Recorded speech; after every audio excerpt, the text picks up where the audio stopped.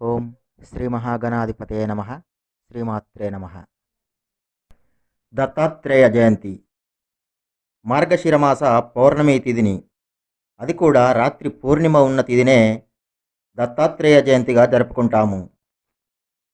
అనసూయ అత్రి మహర్షుల పుత్రుడు దత్తాత్రేయుడు. త్రిమూర్తి అవతారం దత్తాత్రేయ అవతారం. అత్రి పుత్రుడు కాబట్టి ఆత్రేయ అని అంటారు. తనంతట తానుగా దత్తుడై వచ్చాడు కాబట్టి దత్తాత్రేయుడు అని అంటారు. దత్తాత్రేయుడు గొప్ప యోగి, అవధూత, సాక్షాత్తు శ్రీ మహావిష్ణువు అవతారం కాబట్టి భగవంతుడు కూడా. ఆత్మజ్ఞానాన్ని బోధించేవాడు కాబట్టి గురువు. సాక్షాత్తు ఆ ఆది మహాలక్ష్మియే అనగాదేవి అనే పేరు మీదుగా దత్తాత్రేయునికి భార్యగా వచ్చింది. ఇప్పుడు మనం దత్తాత్రేయుని జన్మరహస్యాన్ని గురించి చెప్పుకుందాం. సతీ సుమతి అనే సౌశీల్యవతి అనసూయామాత శిష్యురాలై పతివ్రత ధర్మాన్ని అనుసరించి కుష్టు వ్యాధిగ్రస్తుడైనటువంటి తన భర్తను సేవించుకుంటూ కాలం గడుపుతుంది. ఒకరోజు రాత్రి ఆ సుమతి తన భర్తను గంపలో పెట్టుకుని ఇంటికి వెళ్తున్నటువంటి సమయంలో అనుకోని పరిస్థితిలో మహారాజు శిక్షకు పాత్రుడైనటువంటి మాండవ్య మహామునిని గంపలో ఉన్న సుమతి భర్త శరీరం తాకడంతో యోగనిష్టలో ఉన్న మాండవ్యుని ఆసనంలో దిగివేయబడి ఉన్న శూలపు కదలికలకు తీవ్ర బాధకు లోనైనటువంటి మాండవ్యుడు ఇలా అన్నాడు: ముక్కు మూసుకొని యోగనిష్టలో నా శిక్షను నేను అనుభవిస్తూ ఉంటే నాకు ఈ బాధను కలిగించిన వారు సూర్యోదయంలోగా మరణిస్తారు అని శపించాడు. అప్పుడు ఆ శాపాన్ని విన్నటువంటి సుమతి ముని చర్యకు ప్రతిచర్యగా అసలు సూర్యోదయమే కాకూడదని సూర్యుణ్ణి ఆదేశించింది. మహర్షి శాపం ప్రకారం సూర్యోదయమైతే సుమతి భర్త మరణిస్తాడు. ఈ సుమతి వాక్కు వల్ల సూర్యుడు ముందుకు అడుగు వేయలేకున్నాడు. కాలచక్రం క్షణంలో ఆగిపోయింది. లోకంలో ముసురుకున్న చీకట్లు వెలుగు చూడలేకపోతున్నాయి. ఇది ఒక విషమ పరిస్థితి. కాలచక్ర పరిభ్రమణాన్నే ఆపడం శోచనీయమైంది. సర్వలోకాలు కూడా తల్లడిల్లాయి ఈ విపత్కర దారుణ పరిస్థితికి. శాపాన్ని ఉపసంహరించుకోవడానికి ముని సిద్ధపడడు. ఆయన వాక్కు అమోఘం.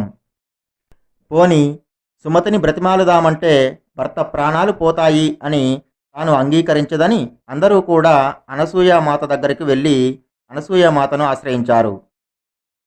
తల్లి, నువ్వు కరుణించి సతీ సుమతిని శాంతపరిస్తే తప్ప లోకోపద్రవం ఆగదు అని ప్రార్థించారు. అప్పుడు అనసూయ చూస్తూ చూస్తూ నీ పసుపు కుంకాలు పోతే పోని మాకు బ్రతుకును ప్రసాదించు, లోకం చీకట్లను తొలగించు అంటే ఎవరైనా ఒప్పుకుంటారా? అలా అని అడగడం సరైనదేనా అని ఆలోచించి అయినా కూడా లోకక్షేమం కోరి అనసూయామాత వారందరితో సహా సతీ సుమతి వద్దకి వచ్చింది. అలా వచ్చిన అనసూయ, సుమతి, నీ చరిత్ర ధన్యం, నీ పాతివ్రత్యం అమోఘం, వేల్పులే ప్రస్తుతించే దివ్యమూర్తివైనావు. అందరికీ తమ వరాలతో ఆనందం కలిగించే పుణ్యమూర్తులు ఇప్పుడు నీ వాకిట నిలిచి నిన్ను వరదానం అడుగుతున్నారు. సౌశీల్యవతి, నీకు శుభాశిష్యులు. సర్వశుభాలు క్షణాలలో నీకు కలుగుతాయి. సర్వమంగళవై అలరారుతావు. నా మాటను మన్నించి సూర్యుణ్ణి ఉదయించమని చెప్పు అని అంది అనసూయాదేవి. అప్పుడు సుమతి, అనసూయామాత, నేను నిస్సహాయురాలను. నా పతి కర్మకు నా విధిరాతకు కూడా నేను బాధపడలేదు. పతితోనే సతి జీవించడము, వారి సాంగత్యం గొప్పదని, అంతకు మించినది ఆడది కోరుకునే సౌభాగ్యం లేదని మిమ్మల్ని ఆదర్శంగా చేసుకుని మీ నీడన క్రీనీడలా బతుకుతున్నాను అని అంది.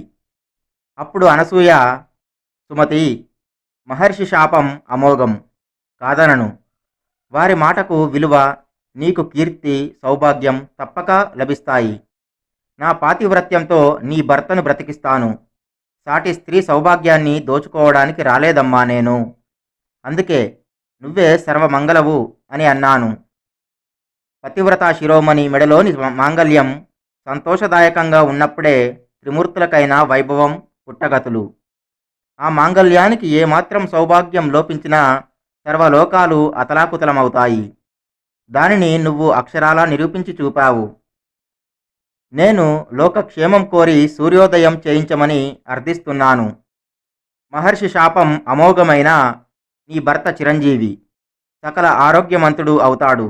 నా మాటను నమ్ము అని అంది. అప్పుడు సుమతి అనసూయామాత మాటని కాదనలేక, సూర్యదేవా, నా మాటను మన్నించి నీ కాలచక్రాన్ని ఆపినందుకు, నా వల్ల ఆపబడినందుకు శంతవ్యురాలను. మహాసతిత్వమూర్తి అనసూయామాత ఆదేశం మేరకు నీ గమనాన్ని మరలా ప్రారంభించుకోమని చెప్పింది. ఆమె అభ్యర్థన ప్రకారం తన గమనాన్ని మరలా ప్రారంభించాడు సూర్యుడు. సూర్యోదయం అయింది. మాండవ్యముని శాపం అమోఘమై అమలు జరిగింది. సతీ సుమతి భర్త మరణించాడు. అప్పుడు బోరున ఏడవసాగింది సుమతి. ఆ దారుణ దృశ్యాన్ని చూసి క్షణకాలం కూడా ఆలస్యం చేయకుండా అనసూయామాత స్థిర నిశ్చయం, ఆత్మవిశ్వాసం, అచంచల భక్తి శ్రద్ధలు, అమోఘ వాక్కు కలిగి తన పతిదేవులైనటువంటి అత్రి మహర్షిని తలచింది. నా పాతివ్రత్యము నిజము. నా పతిదేవుణ్ణి తప్ప అన్యులను కలలో కూడా తలంచని సౌశీల్యవతిని నేనైతే, నా పతి సేవా భక్తి అమోఘ శక్తి అయి ఈ జీవునికి చైతన్యం, సుందర రూపం ప్రసాదించుగాక. సర్వమంగళి అయి సుమతి అలరారుగాక. చిరంజీవి అయిన భర్తతో సర్వ కష్టాలు, పాపాలు, దోషాలు నశించి సుఖ సంతోషాలతో సకల సంపదలతో వర్ధిల్లుగాక అని పలికింది. ఆ అనసూయామాత వాక్కు ఫలించింది. సతీ సుమతికి సౌభాగ్యం సంప్రాప్తించింది. దేవతలు సర్వులు పుష్పవృష్టితో ఆశీర్వదించారు. అనసూయామాత పాతివ్రత్య మహత్యాన్ని, సతీ సుమతి దీక్షా దక్షతను వేనోళ్ల పొగిడారు. సత్యధర్మాలు జయించాయని అందరూ కూడా సంతోషించారు. ఈ విషయం త్రిమాతలైన పార్వతి, లక్ష్మి, సరస్వతిలకు చేరింది. ఒక మానవతి లోకాలను శాసించి, లోకమూర్తులను ఓడించి, లోకధర్మాన్ని జయించి తన ప్రత్యేకతను చాటుకోవడం అనేది వారు స్త్రీలైనా ఆనందించాల్సింది పోయి అసూయల పాలయ్యారు. అప్పుడు ఆ త్రిమాతలు త్రిమూర్తుల దగ్గరకు వెళ్ళి, అనసూయకు లేనిపోని గొప్పతనం ఇస్తున్నారు. ఆమె అంతటి శీలవతి, సుగుణవత. అయినా మాకు ఆమెను పరీక్షించాలని ఉంది. కాబట్టి మీరే ఆమెను పాతివ్రత్య భంగం గావించి ఆమె శక్తిని హీనపరుస్తున్నట్లు ఆమె అందరూ అనుకున్నంత గొప్పది కాదని పరీక్షించి ప్రకటించాలి అని అన్నారు. అప్పుడు త్రిమూర్తులు సరే అనుకున్నారు. అసూయ ఆడదానికి ఎంత ప్రబల శత్రువో అర్థం చేసుకున్నారు. త్రిమాతలు పరిహాస పాత్రలయ్యే ప్రమాదం ఉందని తెలిసి కూడా భార్యలను ఒకరు నాలిక పైన, మరొకరు గుండెల్లో, ఇంకొకరు ఏకంగా అర్ధ శరీరాన్ని ఇచ్చినందులకు వారిని కాదనలేక కాలచక్రంకి, రాబోయే ప్రమాదానికి, లోకధర్మానికి తలవొగ్గి ముందుకు సాగారు.